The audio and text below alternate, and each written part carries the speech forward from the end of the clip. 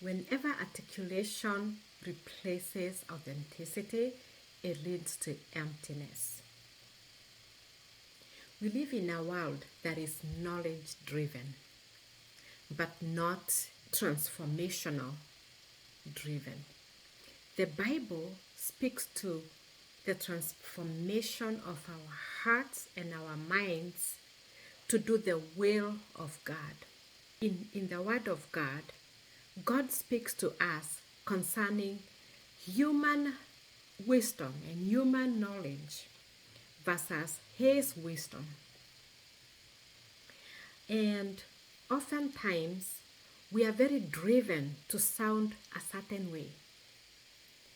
The culture around us wants us to sound smart, to look smart, but doesn't emphasize on our heart condition. No matter how smart we sound and look and appear, if it doesn't come from here, the countenance that carries that articulation is deceptive. We practice articulation instead of practicing authenticity. Nothing wrong with articulation, nothing wrong with eloquence, nothing wrong with any of that. But it has to start from the heart.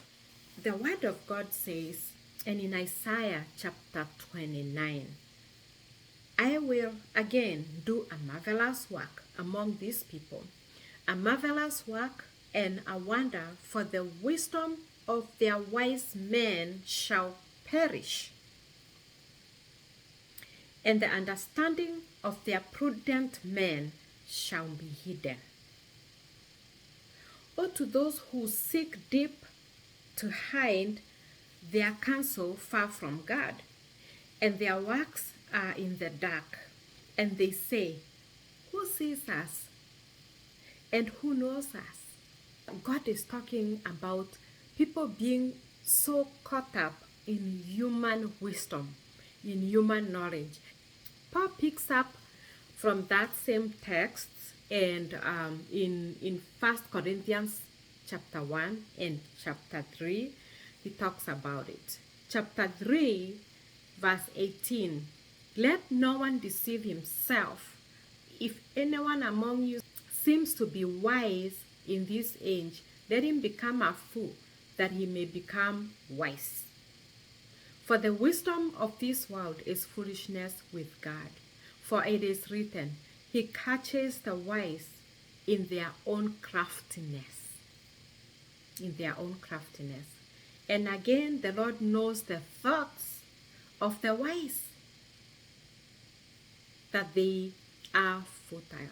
We think that no one can see us as long as we are clever. 1 Corinthians chapter 1. For the message of the cross is foolishness to those who are perishing, but to us who are being saved, it is the power of God. For it is written, I'll destroy the wisdom of the wise and bring to nothing the understanding of the prudent. That's Paul is quoting Isaiah 29 that I first read. Where is the wise? Where is the scribe? Where is the disputer of this age? Has not God made foolish the wisdom of this world? For since in the wisdom of God, the world through the wisdom did not know God, it pleased God through the foolishness of the message preached to save those who believe. For Jews request a sign, and the Greeks are after wisdom. But we preach Christ crucified, to the Jews a stumbling block, and to the Greek foolishness. So we look for things that look a certain way to us. The Greeks were after knowledge.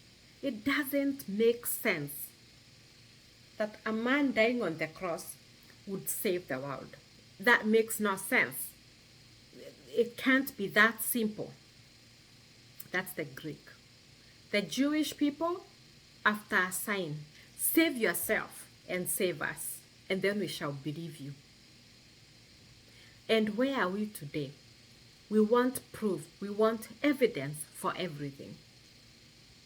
Therefore, God says, I'll frustrate, I will destroy the wisdom of the wise and bring to nothing the understanding of the prudent. Nothing wrong with articulation, nothing wrong with eloquence, nothing wrong with education, nothing wrong with all these things. But the first thing has to come from our heart.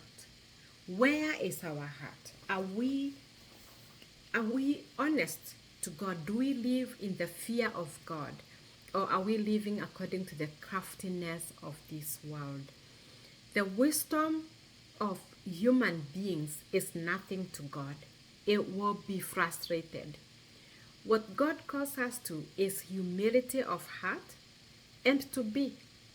He's not calling us to perform. He's calling us to be.